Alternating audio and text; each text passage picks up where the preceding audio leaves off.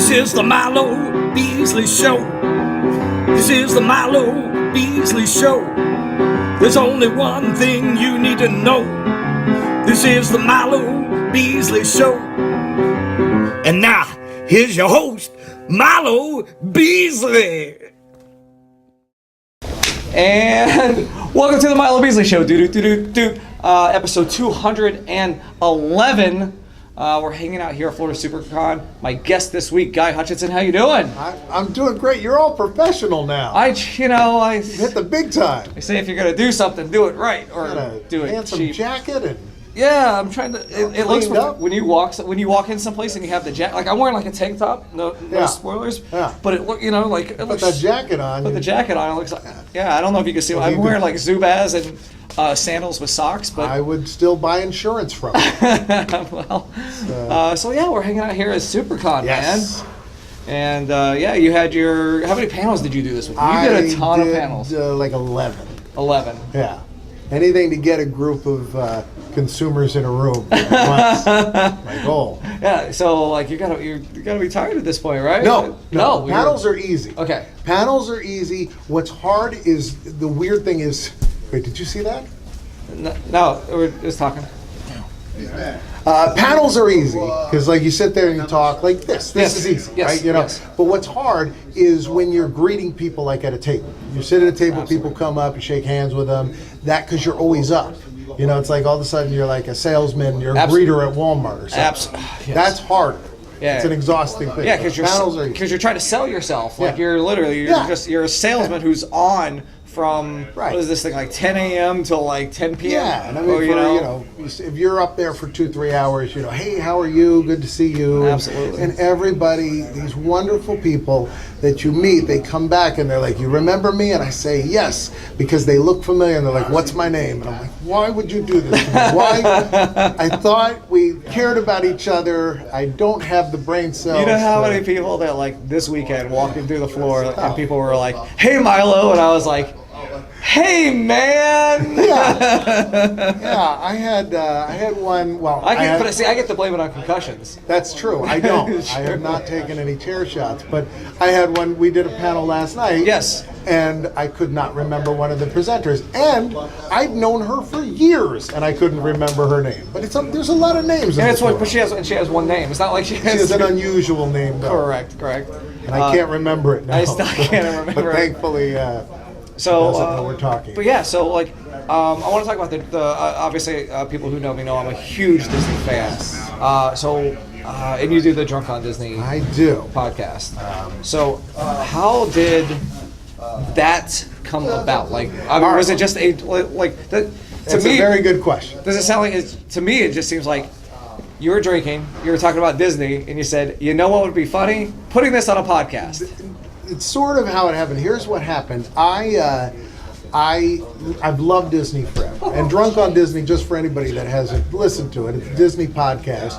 And in it, we will drink like a Disney drink, a Disney cocktail, and then we'll talk about whatever Disney stuff. Mostly a lot of what's new and what's happening, but I love talking about the old stuff. I'm very nostalgic. Absolutely. Yes. That's that's one of the things I love about your slideshows. And the thing about it was, I was doing an interview podcast. Okay. And I had Dana Snyder on as a guest. Now, Dana Snyder now is my co-host on Drunk on Disney, but at this point, I'd never talked to him. Okay. So I had him on as a guest, and I'd set aside 30 minutes, and I had a list of questions, and I was like, "We will talk about your career. We'll talk about this." About 2 minutes in, he mentioned the beer garden at Epcot. Yes.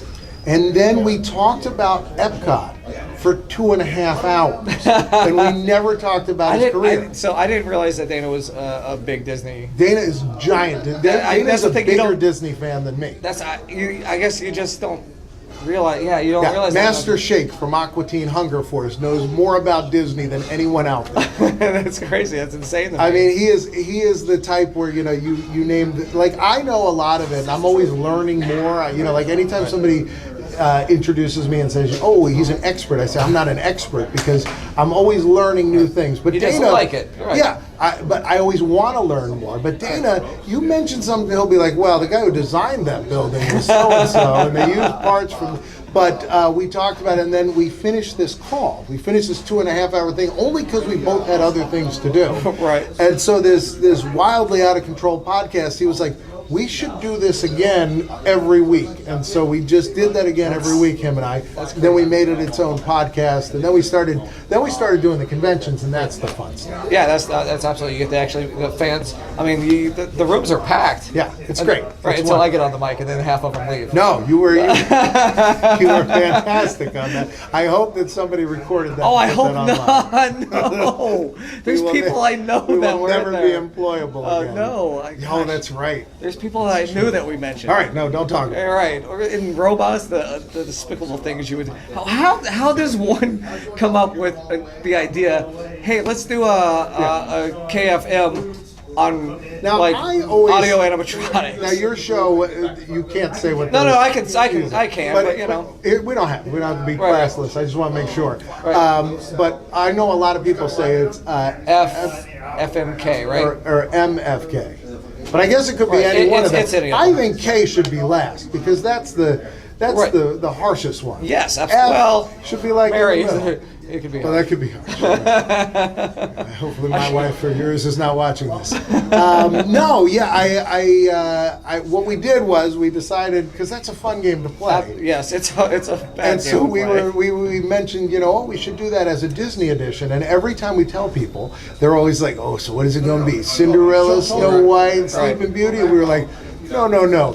It's like the 3 hitchhiking ghosts. Which one are you going to have? Which one are you going to kill? And which one will you spend the rest of your life with? Well, Gus already has the ball and chain. That's right, he does. And then I think Ezra has a suitcase, so like he's ready to go. He's ready to go. That sounds like a walk of shame type. He's ready for the walk of shame. So pretty much that writes itself. Yeah, we would look for the absolute worst, combination, and I'll tell you, there's never a wrong answer, but you had all the right answers. It was just fantastic. I tried. And one thing, man, we could probably do this like usually these are 12 to 15 minutes, and we could probably go for hours because one of the things that I learned about you yesterday was that your favorite movie is my favorite movie, and that is Back to the Future. Yes. I think it is before you get to your question, let me just set up I don't really why have a question, I just think want to talk about Back to the Future. I think it's such a brilliant movie. I think it is the tightest screenplay. Like that first scene. So when you see Marty go into Doc's house, which is, you learn everything you need to know about Doc, and he's not even in the scene. It's like the greatest exposition I've ever seen. I mean, they set up everything. Like if you just go frame by frame through that, you're like, oh, okay, we learned this, we learned that, we learned he's been away for a while, we learned he's an inventor, we learned the stuff about clocks and he's obsessed with time, we learned his house burned down, we learned, that he lives behind a Burger King. You learn everything all right away, and I mean, it's like the whole movie is that way. It's just brilliant. Absolutely. Now let me ask you this. Yes. So that's your favorite movie of all time, right? So on a scale of 1 to 10, you're saying that's a 10. That's a 10, right? Yes. What about 2 and 3? Where do you put it? 2 and 3. I really like 2. Really like 2. I think that the composition that they did, where they, went obviously to the future and then back to 1985, and it's different, and I think that was brilliantly done. And I think, if we're gonna on a 1 to 10, 1 to 10 scale, because I still say it's up there. It's an 8 or 2 is still an 8 or a 9 to me. Okay. Like I will watch it when it's on. 3, I think 3 is underrated. Everyone's like, oh, put it at like a 4. No, it's great. The Clint Eastwood throwback to 2 is like just the throwbacks to the previous movies. Yeah. All the tie-ins I think are great. I think 3 is better than 2. I feel like 2 is not really a whole movie. It's like a setup for the next movie. It goes from 1 to 3. It's the But middle. to me, I'd put the first one as a 10. The other ones are 6s, maybe. They're not. I just don't think they're in the same league. I mean, they're enjoyable movies, but that first one I just think is so tight. I think one of the things they do in part 2 that I like is you mentioned when they go back to the 50s and you see Marty, and Marty's in the scene twice. Right. And he's watching. It's like the first movie ever, and probably probably the only movie where you actually watch the events of the other movie within the movie. Your characters are able to revisit it, and that's really clever. The only problem with it, it kind of feels, if you're watching those movies for the first time, you're like, we saw this already. This is all, you know what I mean? This is, but I really like that 3, I think, is a better story. But again, I watched these when I was a kid, and I don't want to see Christopher Lloyd, you know, macking on Mary Steenburgen. It's not, you know, it's like, you know, here's this movie that is a family movie, and certainly one that appeals to kids or the kid in us. And then all of a sudden we got this love story, and it's not Marty and his hot girlfriend. It's 2 old people, you know. It's an asexual Doc Brown. All of a sudden, you know, has the hots for it. Jules and Vern. Have you seen Have you seen the clip of where Vern points to his? Yes. So yeah, I can only imagine he had to pee. That's what I'm guessing. Right? He's trying to tell the stagehand. Yeah, he's like I gotta pee. So he just points at it. But what's great is if you watch it. How does that get left in? I know I didn't notice it forever. I mean, it was so many times I'd seen that movie. But what's great is if you watch it, it looks like he's gesturing to Elizabeth Shue because he does this, and then he goes like that, and it's just so. Right, it looks like he's like trying to catch your eye by doing this. Yeah, because he does this first. Yeah, he does that. Oh man! But you know what? The other thing about those movies that I'm fascinated about is Uncle Jailbird Joey. Yes. The little boy who plays him, who Marty says one of the cruelest things you could say to a child, knowing it. He's like, better get used to these bars, kid. I mean, he's really mean. This poor. Oh yeah, Joey just loves being in there. Cries whenever we take him out. Here's the crazy thing. Just thing. quote the whole movie. Nobody knows who that kid is. Did you know this? No, I didn't. No one knows who played the kid. They have no record of it. It's not, you know, no one knows. Like all of these books, you've seen some of these big books that have come out. Nobody knows the identity of the child in that. Now, a lot of times when they do movies, Jailbird Joey. It'll just be he's Jailbird Joey, but we don't know who played him because he could do this convention. He might not even know he played him because a lot of times it's just somebody in the crew has a baby that's why I'm surprised. age. You say something like that. I'm surprised there aren't more like people who were like, "Hey, I was a stormtrooper." Yeah. And be at this thing. So I gotta go and get ready to do the wrestles. So I did want to talk about real quick. But when this is airing this upcoming weekend, SuperCon Raleigh. You'll be there up there in North Carolina. Do the same stuff I did. Same stuff. Same jokes. Just we could do this again. The same exact words. I won't be there. You're not coming? No. I'll be in Louisville though. Okay. Well, I'll watch it. I'll watch it while I'm there, and I'll think of you. Yeah. So you'll be there with Dana. Yeah, we'll be there. We'll be doing. I mean, literally, we're doing the same jokes. I was hoping you would do the panel again that we did last night and do the same jokes because there's not that many people going from here to Raleigh, so they won't know. Maybe I'll have to try to fit it in my schedule. Yeah, Maybe the jokes will be even better then because we'll have rehearsed them. Yeah, well, I'll know what I'm going to say because I didn't really know what I was going to say. So I think we'll have to do here on the Milo Beasley Show. Do you have a Patreon? Maybe they can give you some money to get you Maybe. there. We can do GoFundMe. I think we'll have to do on the Milo Beasley Show is called the Top 5, where I ask a random question. We'll keep it Disney related. Pretty easy. Top 5 attractions, Disney attractions at any of the theme parks, not just Walt Disney World. Right. Simple. Okay, let's go. Pirates of the Caribbean. Okay. Haunted Mansion. It's a small Okay, one. like which Haunted Mansion? Like Walt Disney World? Oh, well, that's a very good question. Right. I would go Haunted Mansion, California. Okay. I'd go Pirates of the Caribbean from Disneyland, California as well. It's far better. Okay. It's a small world. I'd also go California because I like the exterior cue. Right.